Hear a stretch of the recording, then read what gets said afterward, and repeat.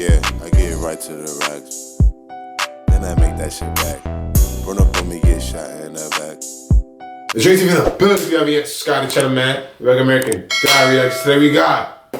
I'm back with another Unilad video. We got a story for that ass. London Gangster on the one killing that haunts him. Minutes with Lad Bible TV. Yeah, this is recommended by a subscriber. Yes, sir. Because that's the way this channel works. If it's your first time tuning in, you say we play. Subscribe, request, and then we react accordingly to everything that you see on our channels because someone requested it, and we cover several topics from the very good to the very bad. Yes, sir. Like the video if you have yet. 360. Follow us on JTV on Instagram. Follow us on Instagram. What's up, right too, right? Yeah, hit that notifications. And he's back with the turtleneck. He's getting right into no one talking. Frank was sitting in the motor. He was my driver, old Frank. He went, "What's going on?" I said, "Tomorrow." I said, "At 7 o'clock in the morning, go and get Kennedy." That was my sort of shotgun. It was named after President Kennedy. I said, "And I want one chamber, one buckshot filled with rock salt, and the other one with a normal buckshot in, all right? Yeah, I'm not messing about with these people. They're dangerous. I'm going to shoot them."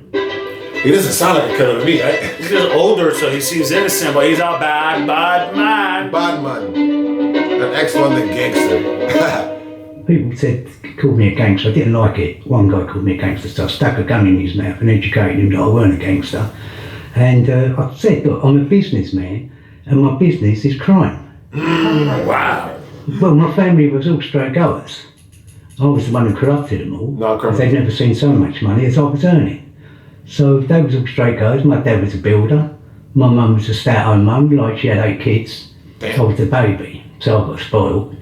And I went to good schools. I went to grammar. And 2-pence old bill from Stoke Newington. I was walking through a park, a couple of my old school friends, one of them let off a starting pistol, so the 2 coppers come in. I don't understand how I'm trying to really lock into what he I'm said. trying to lock into it. He said, "I went to grammar school. Yeah. I had a girlfriend." Yeah, I think so. And then, I don't know. Yeah, let's go. And I went, "Oh, you can't do that." I said, "You've got to have a responsible adult there." He went, "What, are you, a lawyer?" I said, "No, but I know my rights." And he went, "Okay," walked out. They come back, threw a razor on the floor, cutthroat. And he went, "We're nicking you, that come out your pocket." I went, "What are you talking about?" So they nicked me, took me to Stoke Newington. He said, "They said if you plead guilty, it'll be a 10 bob fine. If you don't plead guilty and you go up the steps," he said, "you're going to get balls for that." So I done guilty. When I gone back to work, of course they've read it in the newspaper, I lost my job. Oh, wow. With a criminal record, it was very hard to get another job. So what opened up to me, I thought, if you're going to make me a bad guy, I'll show you how bad I can be. Can you talk to me a little bit about what was the first thing you did? Uh-oh. We was bashing people up for money. And they said, "This guy owes us 500 quid. Well, in them days, the average man was earning 12 quid a week, so 500 quid's a lot of dough. And we give you 10%. So I thought, that sounds good to me, it's a good bit of business, So I'd go out and bash them up, because they took a liberty anyway, they tried to rob the geezer, turned him over. Oh, wow. So I didn't mind tuning them up. And I got my bit of money, and then I thought about it, I thought, I'm taking all the risk and you're earning all the dough. And I don't need you. I now know how it works. They educated me. Worst thing they done. Someone said to me, "Do you want to come on an armed robbery?" What? I went, "Yeah, all right." No. I'm only sort of like 16, 17. And I had the gun. And we were at a post office van. And it had nothing in it. They told me something like nugging myself. I'm admitting it. I really messed it up. And we went up the Old Bailey, and I've got a senior detention centre for 6 months. Damn. Very brutal places in them days, it would be done there for child abuse, and I'll see them beating kids up, and it brought out an anger in me. And when I come out, my dad was waiting, bless him. He went, "No more guns and all that." I went, No. I said, "Leave it to me." And when I got out, I put my own firm together then. And they were all hungry, they all had criminal records. Tell me about your firm then, what were you called? A firm. They just used to call us. In America, like a law firm, you know what I mean? Like, In America, it's the law firm. yeah, so like, UK, it's a criminal firm. yeah. The chaps were about. And I always dressed nice. And I come out and I thought to myself, right, there's business to be done here. So I noticed that there was a lot of like Chinese Indian shops opened up. So I had the bricks put through their window for 2 times. Then I went into them and I said, "Look, we can stop this happening for you, it's not nice. I said, people sitting down here trying to have a Chinese or an Indian, and a brick comes through and it's inside, yeah, they ain't gonna come back. But we can stop it happening for you, yeah? And if you get a problem, you can phone us and I'll come and solve the problem. And I'd already had the reputation then for carrying a shooter, so we started up the business, the insurance business. Ooh. Some people call it extortion, but it was an insurance business. Extortion. Then we had a bit of gang warfare. Who was that with? You know, all the little firms, because there weren't enough money for all of us, you know, so I wanted it all for the cake weren't big enough to, why have a little slice when you can have a big slice, you know? Yeah. It was just business sense. I didn't hate them, I didn't dislike them, you know, good luck to them, but don't step on my toes, you know, because I want it all. I want it all. Well, they did, and I fired guns at them, and then they realised not to mess with me, so it was cool. But it got to a bad, really bad stage, you know, I got done for a bank robbery, I got not guilty on that. But then I think the police targeted me. They knew I was bang at it. They used to come in the pub and I'd be sitting there, because in them days I didn't drink, I'd jump a bit of lemon, you know. And they used to walk in and go, hello, Mr. Cummins. So I used to go, hello, because, you know, being polite. And they used to say, we'll get you, we're watching you, we're going to get you, we're going to put you away for 30 years, because this was about the time that the Crays and the Richardsons was going away for 30 years, and like train robbers. So they're talking big numbers now, where before you used to get 5 or 6, you know, but now you're talking double figures, which is serious bit of work, you know. Yeah. It got to a stage where it became ridiculous. Like if someone got cut or shot, it's Bobby Cummins' that firm done it. If they caught a cold, it would be me who give it to them. If there was a car accident, I arranged it. You know, it got really ridiculous. Yeah. Kind of made you graduate from the kind of racketeering and that stuff to more of the violent side. So he got But blamed the for a thing lot. is, I mean, it was kind of, He got blamed for a lot. He was a hot boy. We call that now. We call that now hot boy. Yeah. Cops just start blaming you for stuff you didn't even do. Word. up against violent people. There was other gangs, you know, we wanted what we got. And no way they're going to have it. I mean, at one stage, I'm sitting in the pub, all my pals having a drink because they were drunk, and Tony Greig come in to me. He said, you know the fish and chip shop where your mum and dad goes? I went, yeah. He said, well, they're in bits. He said, like, a couple of Turkish guys got their daughter on heroin and trying to get her out on the game. And I went, do what? He said, yeah. And I know this family, they're hard working people, you know, they're in that fish and chip shop from dinner time, working through the night time, you know, covered in grease, and they're nice people. He said, and they know about you, they've heard about you, and they want to talk to you, make it go away. I said, okay. So I go up and see him. Street dude, yeah, street. And he opened out the biscuits and he had rolls of notes in it. He said, Bobby, he said, you know, he's crying, his wife's crying, and I felt bad, you know. And he said, you know, these terrible people, you know, told me what they, he said, and we don't want the problem, we work people. He said, you know, I said, don't worry, I'll make it go away. So he gave me the biscuits and it was their savings. And I don't take money off of them, I'm going to nick it off the people who really got it. So I said, no. I said, what you do, if we come in here, we get fish and chips free, and if my mum and dad come up here, you give them their fish and chips free, okay? I said, and that's the price. He went, no, take them. I went, no, I don't want your money.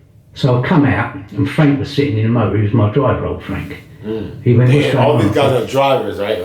You gave him a lot of money, you know? Frank come out, you know, he's my driver. He sounds so Tomorrow. innocent. Yeah. I said, at 7 o'clock in the morning, I said, bring the car round. So he said, what are we going to do? I said, we'll go and get Kennedy. That was my sawn-off shotgun. It was named after President Kennedy, because my birthday's 23rd November, and he got shot on the 22nd, so I named the gun Kennedy. I said, and I want one chamber, one buckshot filled with rock salt, It makes sense to and the him. other one with a normal buckshot in, all right? Yeah, I'm not messing about with these people, they're dangerous, I'm going to shoot them. So we go round to this lockup, and they had this, like in them days, they had these little lockups, you know, under the arches and all that sort of thing, or in little back alleys. And they had a car business there they was doing. So I got out the motor, got the sawn off, one's under the car, I walked in and I shot him through the leg with a rock salt. He was screaming, but rock salt was good because it melted away and left no forensic. You know, when the blood hit, it melted away, that's why I used it. I walked straight into the office, I threw my coat back, pulled out the sawn off, and I went, I'll blow your fucking head off. I went, how about that? I said, if you ain't off the manor in 24 hours, I'm going to blow your brains out. What does it feel like to shoot someone? What does it feel like? Good question. Well, I weren't shooting in my head, right, because they used to say, how they do it, so you don't feel bad about it. They'd say, we've got a rat. So you dehumanise them, they're not a person anymore, they're a rat. So what I'm shooting is vermin. So I had no problem with that. And they was doing bad things to people, you know, terrible things. And so they knew the name of the game when they was doing it, so they knew the rules. There was if you were a issues rat too. and you roll over, you get shot or killed. Yeah. So it didn't matter to me in them days. I didn't. If you started thinking when you're going to shoot someone, you start thinking about wives, kids, grandmothers, and all that. You couldn't do it. So you've got to dehumanise them so that they're just an object to be targeted, and you target them and you do it. And you watch them because you don't want to be talking to one of their pals if you're going to shoot them in case it went back to them and they'd be on guard and it'd be harder to do. So you'd have to stalk them for a little while, know their whereabouts, what they're doing, where they go, who they talk with. It's funny because you always say that too. Like, you got to know about people's whereabouts. They follow them, and then, you know, they finally get them. I never said that shit. Now, humans are creatures of habits. They do the same thing every day. And then you'd find a place, you isolate them and you shoot them then. It's like anything, whether you're shooting them, cutting them. Once you've done one off, it doesn't make too many.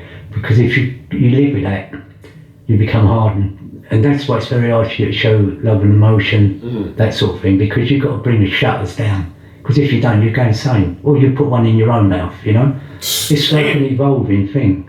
Okay. You go from one step to the next step and it gets more violent, more aggression. And in the end, it don't matter because you're only doing rodents anyway. You know, you're doing rats. There's three people you can't do in this world, yeah? You can never do it if you're a villain. And there's a straight goer, yeah? It's the media and Old Bill. You've got to be a lunatic if you shoot Old Bill. Because they're never going to give up on you. You shoot the media. Old Bill is a pilot of the cops? Because he said a civilian, basically, a straight girl is a civilian. He said the media. Old Bill's pilot cop. Old Bill's gotta be cop. Yeah. Old Bill, you've got to be a lunatic if you shoot Old Bill. Yeah. Because they're never going to give up on you. You shoot the media, it's all over the papers, and you're not going to earn no money. It's That's not a fact. profitable. You know, and this is where people got me wrong. That guy called me a gangster. I found it really offensive, you know. To me, everything was business. It didn't matter whether I liked you or didn't like you. If someone said to me, there's X amount of pounds when I'm shot in the leg, I'm going to look at it and think, right, if I shoot him, I get caught, I'm going to do this much jail. If I'm clever and I don't get caught, that's my money if I shoot it. So it's not as glamorous as people think. You're watching people around you, you're totally paranoid because you don't know if someone's going to pick up the phone and grass you up to the Old Bill. So you're watching your own type of people. You're watching the lunatic who thinks, well, if I shoot him, I'll get a good reputation. So Yeah. you're in the crowd, you're the celebrity in the crowd, but you're the loneliest person in the world because you don't know who the enemy is around you. You're always watching and Wow. I was it's not saying a nice about place to be. fortune and fame. Yeah. Sentenced to manslaughter. Do you Yeah. want to talk to us a little bit about what happened there? That was a bad one. You know, that's the only thing I've got on my conscience that I have to live with. That is the hardest thing I have to live with. Someone chokes on a gag on a bit of work, you know, and they choke on their vomit. And Do you want to explain what happened? it's a bad place for me, you know. Like we've done 100 times. You tie them up, you gag them, yeah? You go, the police come, untie, boom. You make sure you've got your smother on so no one knows who you are. You know, I used to wear a crash helmet, blacked out visor, and so no one knows who you are. If I could undo that one, just that one, that would be the only thing in my life I would undo. Why? It should never have happened, you know. If I'd have shot them or something like that, yeah, but, you know, on a gag and they choke on their vomit, I mean, it wasn't a nice thing, and I have to live with that, you know. And even to this day, I have to live with it. I've done an innocent, and you don't do that anymore. You don't do innocence. And no, that one I feel terrible about. But when I go to church, because I'm Catholic, I believe in that sort of thing. I always light a candle for that person. Like I do my mum and dad and my daughter who died. Yeah, you like know? that helps. I light candles for them. It's a respect thing, I say a prayer for them, you know? You don't want to go to hell. The death of that victim at your hands has caused you so much the mental pain.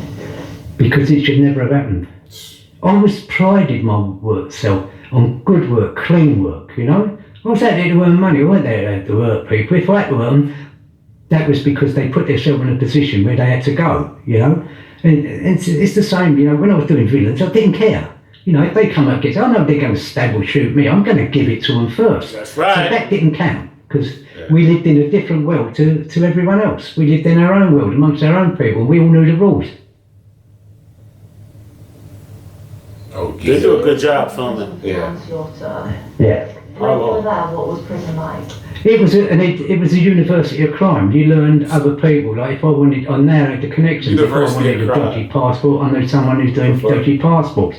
If I wanted, a dodgy checkbook account, got people who arranged that. If I wanted to deal in drugs, I'm meeting some of the best drug dealers and smugglers in the country. If I wanted to make bombs, I'm talking to the IRA and people like that. And there was in Parkhurst, which was Britain's Alcatraz at the time. You had the most dangerous cutting men in the country there. I was in there. It was the most politest place I've ever been in my life because everyone's a potential killer. If they're killed, they're already up for doing it. And so everyone said good morning. No one pushed in the queues. If you forgot to say good morning to someone, they could get paranoid, think you're plotting up on them, and kill you. And also, when you're in prison, you ain't going nowhere. They're crazy. And we all know how to kill people. There's many ways you can kill people.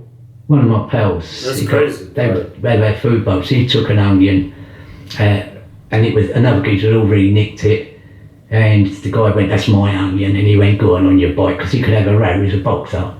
And the guy stabbed him through the heart with a butcher's boning knife and killed him, so he died over an onion.